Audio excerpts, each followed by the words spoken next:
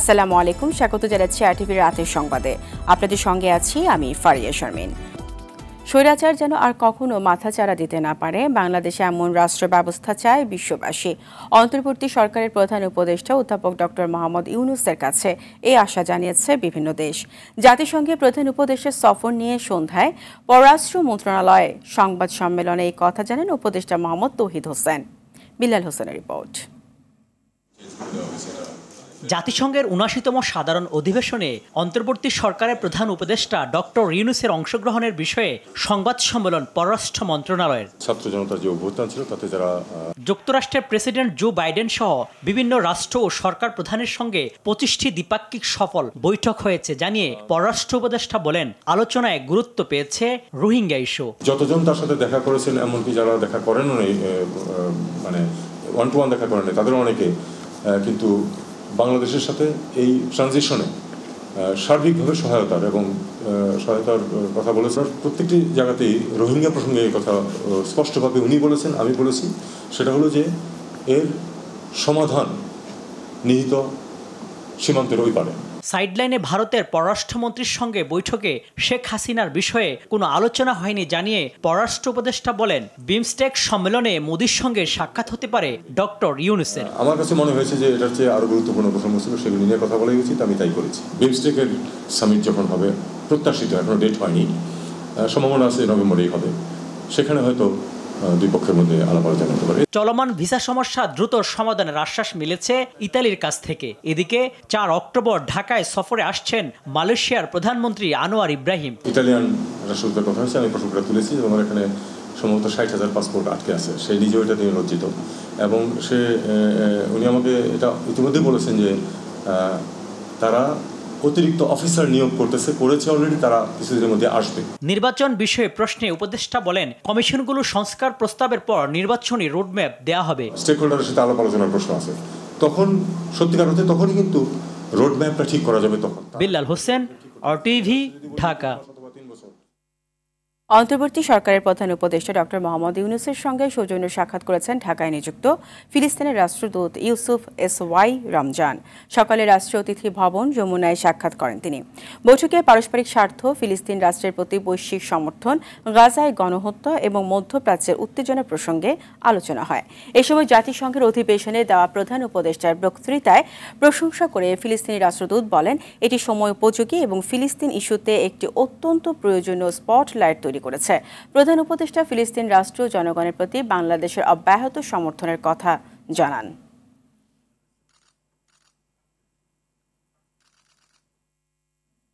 অন্তর্বর্তী সরকারের প্রধান উপদেষ্টা অধ্যাপক ডক্টর মোহাম্মদ ইউনূসের সঙ্গে সৌজন্যে দেখা করেছেন সেনাবাহিনীর প্রধান জেনারেল ওয়াকার উজ্জামান। দুপুরে প্রধান উপদেষ্টার সরকারি বাসভবন যমুনায় তিনি দেখা করেন। গণমাধ্যমে পাঠানো বার্তায় তথ্য জানিয়েছে প্রধান উপদেষ্টার প্রেস উইং। এ সময় সমসাময়িক নানা বিষয়ে তাদের মধ্যে আলোচনা হয়েছে।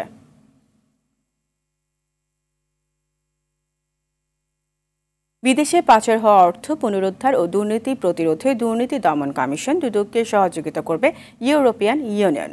দুদকের বিদ্যমান প্রতিবন্ধকতা দূর করতেও সহযোগিতার আশ্বাস দেয় ইইউ। দুদক মহাপরিচালক জানান, বাংলাদেশ থেকে পাচার হওয়া অর্থ উদ্ধার সহ আইনগত সহায়তা চেয়ে বিশ্বের ১২টি দেশে ৭১টি মিউচুয়াল লিগ্যাল অ্যাসিস্ট্যান্স রিকোয়েস্ট পাঠানো হয়েছে, যার মধ্যে ২৭টির জবাব পাওয়া গেছে। সাদিয়া কানিজের রিপোর্ট।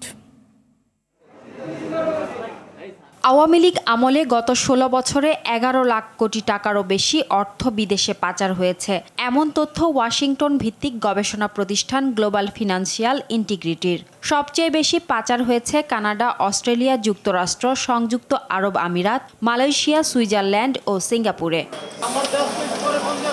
এসব দেশে চিঠি দিয়ে তথ্য চাইলেও কাঙ্ক্ষিত সহযোগিতা পায়নি দুদক, যে কারণে বিভিন্ন আন্তর্জাতিক সংস্থার সহযোগিতা পেতে দফায় দফায় বৈঠক করছে সংস্থাটি। মঙ্গলবার দুদক কর্মকর্তাদের সঙ্গে বৈঠক করে ইউএর ৪ সদস্যের প্রতিনিধি দল। ইউরোপীয় ইউনিয়নভুক্ত দেশে পাচার হওয়া অর্থ উদ্ধারে সহযোগিতা চায় দুদক। দুর্নীতি দমন কমিশনের কর্মকর্তাদের সক্ষমতা বৃদ্ধি এবং মানি লন্ডারিং ও পাচারকৃত অর্থ পুনরুদ্ধারের ক্ষেত্রে কিভাবে আমরা সহযোগিতা পেতে পারি সে বিষয়ে বিস্তারিত আলোচনা হয়েছে। অর্থ পাচার, দুর্নীতি রোধ সহ আর্থিক খাতে সুশাসন প্রতিষ্ঠায় সহযোগিতার প্রতিশ্রুতি দেয় প্রতিনিধি দলটি। পাচারকৃত অর্থ পুনরুদ্ধারের ক্ষেত্রে আমাদেরকে সহযোগিতা করবেন মর্মে আশ্বস্ত করেছেন। দালিলিক প্রমাণাদির জন্য আমরা মিউচুয়াল লিগ্যাল অ্যাসিস্ট্যান্ট রিকোয়েস্ট পাঠিয়েছি এবং সেই মিউচুয়াল লিগ্যাল অ্যাসিস্ট্যান্ট রিকোয়েস্টেরগুলোর প্রেক্ষিতে আমাদের প্রত্যাশা অনুযায়ী আমরা এখনও সংশ্লিষ্ট দেশগুলো থেকে সদুত্তর পাইনি। অন্তর্বর্তী সরকার দায়িত্ব নেয়ার পর থেকে পাচার হওয়া অর্থ ফেরাতে জোরে সোরে তৎপরতা শুরু করেছে দুদক। পাচারের পুরোটা না হলেও বড় একটি অংশ পুনরুদ্ধার সম্ভব বলে মনে করে সংস্থাটি। সাদিয়া কানিজ, RTV, ঢাকা। যেসব পুলিশ সদস্য এখনো কাজে যোগ দেননি তারা অপরাধী হিসেবে গণ্য হবেন বলে জানান স্বরাষ্ট্র উপদেষ্টা জাহাঙ্গীর আলম চৌধুরী। পুলিশ, আনসার ও বিজিবিতে জনবল নিয়োগে শিগগিরই বিজ্ঞপ্তি দেওয়া হবে বলেও জানান তিনি। এবারে দুর্গাপূজা আগের যে কোনো সময়ের চেয়ে নির্বিঘ্নে উদযাপিত হবে বলে আশা স্বরাষ্ট্র উপদেষ্টার। শ্রম উপদেষ্টা আসিফ মাহমুদ অভিযোগ করেন, গুজব ছড়িয়ে গার্মেন্টসে অস্থিরতা সৃষ্টি করা হচ্ছে, জড়িতদের চিহ্নিত করার কাজ চলছে। নাজিফ ফরায়েজের রিপোর্ট। দুর্গাপূজার নিরাপত্তা নিশ্চিত, গার্মেন্টস সেক্টরে অস্থিরতা দমন, মাদক ও অস্ত্র উদ্ধারে গুরুত্ব দিচ্ছে সরকার। সচিবালয়ের স্বরাষ্ট্র মন্ত্রণালয়ে আইন শৃঙ্খলা সংক্রান্ত উপদেষ্টা কমিটির দ্বিতীয় সভায় এসব বিষয়ে বেশ কিছু সিদ্ধান্ত নেওয়া হয়। দেশে আইন শৃঙ্খলা পরিস্থিতির উন্নতি হচ্ছে জানিয়ে স্বরাষ্ট্র উপদেষ্টা বলেন, দুর্গাপূজার নিরাপত্তা নিশ্চিতে সব পদক্ষেপ নেওয়া হয়েছে। পূজাটা যেন একেবারে নির্বিঘ্নে হতে পারে, আমাদের যত ধরনের পদক্ষেপ নেওয়া আমরা তা নিব এবং আমরা আশা করব এবারের পূজা যত পূজা হয়েছে ওর থেকে এইবারের পূজাই সবচেয়ে বেশি ভালো হবে। পুলিশ, আনসার ও বিজিবিতে শিগগিরই নিয়োগের কথা জানান তিনি। যারা যোগদান করে নাই তাদের আইনের আওতায় আনতে হবে। তারা আমরা পুলিশ বলবো না, তারা আমাদের কাছে এখন ক্রিমিনাল হিসাবে গণ্য হবে। পুলিশ নূতন নিয়োগ আমরা অলরেডি কনস্টেবলদের নিয়োগের জন্য অলরেডি অ্যাডভার্টাইজ করে দিছি। কিছুদিনের ভিতরে, আজকে কি কালকের ভিতরে আপনারা দেখবেন এসআই নিয়োগের ক্ষেত্রেও কিন্তু আপনারা পেয়ে যাবেন। আমরা আনসারের ক্ষেত্রেও নতুন নিয়োগের ব্যবস্থা করতেছি এবং বিজিবির ক্ষেত্রেও আমরা নতুন নিয়োগের ব্যবস্থা করতেছি। শ্রম উপদেষ্টা বলেন, আশুলিয়া শিল্প এলাকায় শ্রমিকদের মধ্যে গুজব ছড়িয়ে উত্তেজনা সৃষ্টির চেষ্টা করছে অনুপ্রবেশকারীরা। তাদের শনাক্ত করে আইনের আওতায় আনা হচ্ছে। গুজব ছড়ানো হয়েছিল কারখানাগুলোতে যে আইন শৃঙ্খলা বাহিনী একজনকে রেপ করেছে এবং দুইজনকে খুন করে ডেড বডি ফেলে রেখেছে। সেই গুজবের ভিত্তিতে কারখানাগুলো থেকে শ্রমিকদেরকে নামিয়ে আনা হয়েছিল এবং নামিয়ে আনার পরেও সেখানে শ্রমিকরা আইন শৃঙ্খলা বাহিনীর গাড়ি ভাঙচুর সহ আইন শৃঙ্খলা বাহিনীর উপরে হামলা মতো ঘটনা ঘটেছিল। কিন্তু তখনও আইন শৃঙ্খলা বাহিনী যথেষ্ট ধৈর্যের পরিচয় দিয়েছে, কিন্তু শ্রমিকদের মধ্য থেকে কোনো একজন অনুপ্রবেশকারী বা এরকম কেউ গুলি ছুঁড়েছিল প্রথম, এবং সেখান থেকেই মূলত গোলাগুলির সূত্রপাত হয়। স্যালারি যদি না দেওয়া হয় আমরা মালিকদের বিরুদ্ধে ব্যবস্থা নিব। সোমবার আশুলিয়া এলাকায় একজনের মৃত্যুর ঘটনায় দুঃখ প্রকাশ করে ক্ষতিপূরণ দেওয়ার কথা জানান শ্রম উপদেষ্টা আসিফ মাহমুদ। নাজিব ফরায়েজ, RTV, ঢাকা। ধানমন্ডি থানার আব্দুল মোতালেব হত্যা মামলায় সাবেক স্বরাষ্ট্র সচিব জাহাঙ্গীর আলমকে 5 দিনের রিমান্ড দিয়েছেন আদালত। দুপুরে ঢাকা মেট্রোপলিটন ম্যাজিস্ট্রেট বেলাল হোসেন এই আদেশ দেন। এদিকে হত্যা চেষ্টা মামলায় ভোলা 4 আসনের সাবেক সংসদ সদস্য আবদুল্লাহ আল জাকুবের 5 দিন এবং আরেক মামলায় সাবেক হুইপ মাহবুব আরা গিনির 3 দিনের রিমান্ড মঞ্জুর করেছেন আদালত। বিস্তারিত ইকবাল অনিকের রিপোর্টে। শেখ হাসিনার সরকারকে ক্ষমতায় টিকিয়ে রাখতে ডামি নির্বাচন দেয়ার কারিগর সাবেক নির্বাচন কমিশন সচিব জাহাঙ্গীর আলম সকালে গুলশান এলাকা থেকে ধানমন্ডি থানার আব্দুল মোতালেব হত্যা মামলায় গ্রেপ্তার করে গোয়েন্দা পুলিশ। এদিন জাহাঙ্গীর আলমকে ঢাকা মেট্রোপলিটন ম্যাজিস্ট্রেট আদালতে হাজির করে 10 দিনের রিমান্ড আবেদন করেন তদন্ত কর্মকর্তা। শুনানি শেষে বিচারক বেলাল হোসেন 5 দিনের রিমান্ড মঞ্জুর করেন। এদিন ঢাকা থেকে গ্রেপ্তার ভোলা 4 আসনের সাবেক সংসদ সদস্য আবদুল্লাহ আল জ্যাকব ও জাতীয় সংসদের সাবেক হুইপ মাহবুব আরা বেগম গিনিকে আদালতে হাজির করে আলাদা মামলায় রিমান্ড আবেদন করা হয়। শুনানি শেষে ঢাকার চিফ জুডিশিয়াল ম্যাজিস্ট্রেট আদালতে বিচারক সাভার থানার হত্যা চেষ্টা মামলায় জ্যাকবকে 5 দিন এবং আশুলিয়া থানার হত্যা চেষ্টা মামলায় গিনিকে 3 দিনের রিমান্ডের আদেশ দেন। প্রাথমিকভাবে তদন্তকারী কর্মকর্তা এই ঘটনার সঙ্গে তাকে এই হত্যা চেষ্টার সঙ্গে তার জড়িত হওয়ার কারণে তাকে 10 দিনের রিমান্ড চেয়ে আজকে আদালতে তাকে রিমান্ড প্রার্থনা করেন, আবেদন করেন। বিজ্ঞ আদালত এই রিমান্ডের দরখাস্তটি দেখেন, এই আসামিকে 5 দিনের রিমান্ড মঞ্জুর করেন। আজকের এই মাহবুব গিনিকে আজকে এই আদালতে আনে তদন্তকারী কর্মকর্তা। এই মামলা ছিল আশুলিয়া। এই মামলার যিনি বাদী তিনি বদিউল আলম শিমু, তার পায়ে গুলিবিদ্ধ হয় এবং তিনি মামলাটা করেন। তার জড়িত থাকার বিষয়টি নিশ্চিত হওয়ার কারণে তার বিরুদ্ধে 10 দিনের রিমান্ড প্রার্থনা করেন। বিজ্ঞ আদালত উভয়পক্ষের শুনানি অন্তে তার বিরুদ্ধে 3 দিনের রিমান্ড মঞ্জুর করেন। ক্রিমিনাল মামলা যদি হয় কারো বিরুদ্ধে, তাহলে তার নলেজ এবং তার পজিশন এবং তার ডেট অফ অকারেন্সে তাকে ওখানে উপস্থিত থাকতে হবে। কিন্তু এরকম কোনো সুনির্দিষ্ট বক্তব্য এধারে উল্লেখ নাই। শুধু রাজনৈতিক উদ্দেশ্য হাসিল করার জন্যই তাকে এই মামলাটা গ্রেপ্তার করেছেন। 2012 সালে বিএনপির মিছিলে নেতাকর্মীদের উপর গুলি করে হত্যা চেষ্টার অভিযোগে এমপি জ্যাকবের বিরুদ্ধে মামলাটি করা হয়। ইকবাল অনিক, RTV, ঢাকা। সাবেক সংসদ সদস্য ও ব্যবসায়ী আব্দুস সালাম মুর্শিদকে গ্রেফতার করেছে র্যাব। রাতে রাজধানীর বসুন্ধরা আবাসিক এলাকা থেকে তাকে গ্রেফতারের কথা জানিয়েছেন র্যাবের মিডিয়া উইং কর্মকর্তা আনম ইমরান খান। খুদে বার্তায় র্যাবের এই কর্মকর্তা জানান, খুলনার ফুলতলা এলাকায় হামলা, আক্রমণ ও হত্যার অভিযোগে দায়েরকৃত মামলায় খুলনা 4 আসনের সাবেক সংসদ সদস্য আব্দুস সালাম মুর্শিদকে রাজধানীর বসুন্ধরা আবাসিক এলাকা থেকে গ্রেফতার করা হয়েছে।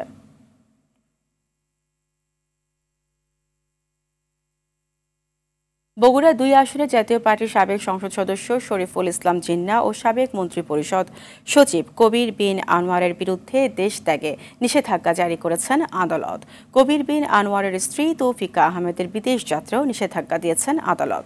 দুর্নীতি দমন কমিশনের আবেদনের প্রেক্ষিতে ঢাকা মহানগরের জ্যেষ্ঠ বিশেষ জজ মোহাম্মদ আসামস জগলুল হোসেন এই আদেশ দেন। শরীফুল ইসলাম জিন্নাহ ও কবির বিন আনোয়ারের বিরুদ্ধে দুর্নীতির অভিযোগ রয়েছে।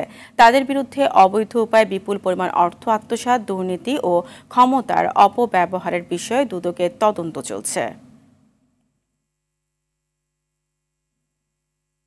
সুপার শপে বন্ধ হলো পলিথিন ব্যাগ ব্যবহার। সন্ধ্যায় রাজধানীর কয়েকটি শপ ঘুরে পলিথিনের বিকল্প ব্যবস্থা পরিদর্শন করে পরিবেশ, বন ও জলবায়ু পরিবর্তন উপদেষ্টা রেজওয়ানা হাসান বলেন, প্রাথমিকভাবে সুপার শপগুলোতে অভিযান হলেও ক্রমান্বয়ে তা সারা দেশে এবং নভেম্বর থেকে উৎপাদনকারী প্রতিষ্ঠানগুলোতে অভিযান চালানো হবে। জাকারিয়া খানের সহযোগিতায় বিস্তারিত জানাচ্ছেন শরীয়ত খান। পরিবেশে বিরূপ প্রভাব পড়ায় 2002 সালে পলিথিন ব্যবহার নিষিদ্ধ করা হয়, কিন্তু সেটি বাস্তবায়ন হয়নি। তবে এটি বন্ধে কঠোর উদ্যোগ নিয়েছে অন্তর্বর্তী সরকার। সরকারের ঘোষণা অনুযায়ী মঙ্গলবার থেকে পলিথিন ব্যবহার বন্ধ রয়েছে রাজধানীর সুপার শপগুলোতে। এর কার্যকারিতা দেখতে সন্ধ্যায় রাজধানীর কয়েকটি সুপার শপে যান পরিবেশ, বন ও জলবায়ু পরিবর্তন বিষয়ক উপদেষ্টা রিজওয়ানা হাসান। বলেন, কেউ পলিথিন ব্যবহার করলে আইনি ব্যবস্থা নেওয়া হবে। একটা বিদ্যমান নিষেধাজ্ঞার বাস্তব প্রয়োগটা শুরু করেছি। এটার কিন্তু একবার প্রয়োগ হয়েছিল বছর 2-1 জন্য। অনেক মার্কেট মনিটরিংয়ের মাধ্যমে পলিথিনটা প্রায় উঠেই গেছিলো, এমনকি গ্রামাঞ্চল থেকেও। তারপরে আর মার্কেট মনিটরিং ছিল না, এটা আবার ফেরত এসছে। পলিথিনের বিকল্প হিসেবে পাট ও পুরাতন কাপড়ের ব্যবহার বাড়ানোর পরিকল্পনা করছে সরকার। পাট মন্ত্রণালয়ের সাথে কথা বলেছি, আমরা যৌথভাবে এই ক্যাম্পেইনটা করছি যাতে পলিথিন শপিং ব্যাগটা উঠে যায় এবং এখানে আমরা পাটটা আস্তে আস্তে, পাট বলেন বা কাপড় বলেন, যেগুলো পুরনো কাপড় অনেক সময় ফেলে দিই, সেগুলোর আমরা রিইউজ করে ব্যাগ করে আনতে পারি। প্রথম পরিকল্পনা হচ্ছে পলিথিন শপিং ব্যাগের উপর বিদ্যমান নিষেধাজ্ঞাটা ক্রমান্বয়ে বাস্তবায়নের দিকে যাওয়া।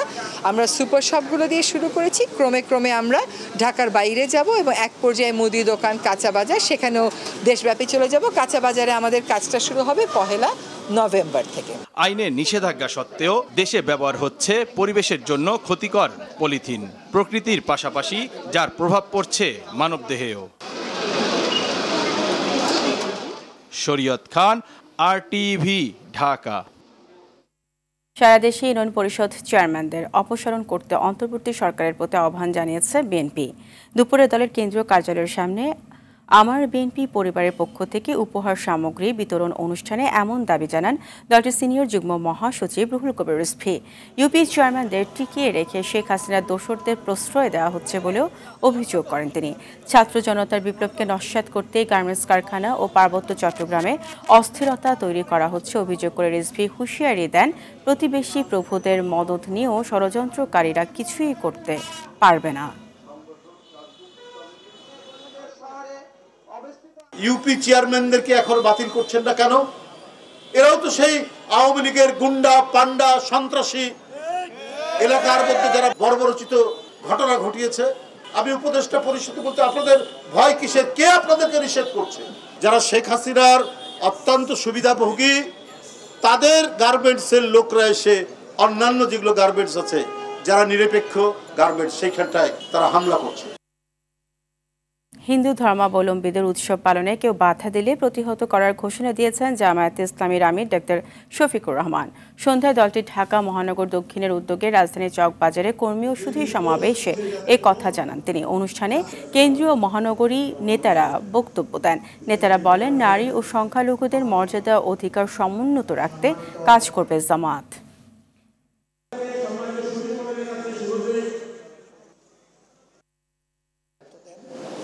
ইনশাআল্লাহ আমাদের এই সম্মিলিত সকল কর্মীরা তার বিবেকের পাহারাদার হবে এবং সে জনগণেরও পাহারাদার। আমরা দেশকে আমাদের মালিকানা মনে করব না।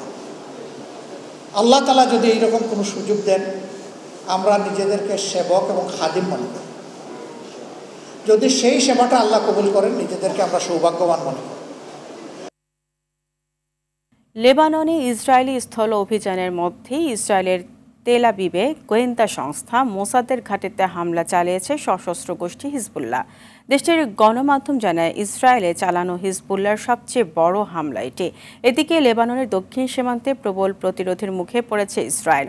হিজবুল্লাহর গুলি ও কামানে পিছু হটতে বাধ্য হয়েছে ইসরায়েলের 4টি সেনা ইউনিট। এদিকে ইসরায়েলের ব্যালিস্টিক ক্ষেপণাস্ত্র হামলা চালানোর প্রস্তুতি নিচ্ছে ইরান। যে কোনো সময় এই হামলা চালানো হতে পারে বলে সতর্ক করেছে হোয়াইট হাউস। ইসরায়েলে থাকা মার্কিন নাগরিকদের পরবর্তী নির্দেশ না দেওয়া পর্যন্ত নিরাপদ আশ্রয়ে থাকার নির্দেশ দিয়েছে জেরুজালেমে অবস্থিত মার্কিন দূতাবাস।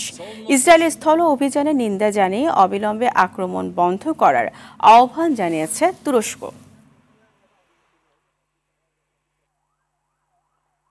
এই মুহূর্তে লেবাননের বেরুত থেকে সরাসরি যুক্ত হচ্ছেন বাংলাদেশ দূতাবাসের প্রথম সচিব আনোয়ার হোসেন। মিস্টার আনোয়ার হোসেন, ইসরায়েলের স্থল অভিযানে কি অবস্থা তৈরি হয়েছে? এছাড়া এই অবস্থায় প্রবাসী বাংলাদেশিদের নিরাপত্তায় কি ব্যবস্থা নেওয়া হয়েছে জানাবেন। ধন্যবাদ আপনাকে। আমরা সকলেই জানি এবং আপনারা বিভিন্ন প্রচার মাধ্যমে ইতিমধ্যেই জেনেছেন, ইসরায়েল লেবানন সীমান্তবর্তী দক্ষিণাঞ্চল, সেই অঞ্চলেই মূলত এই যুদ্ধটা বেশি চলছে।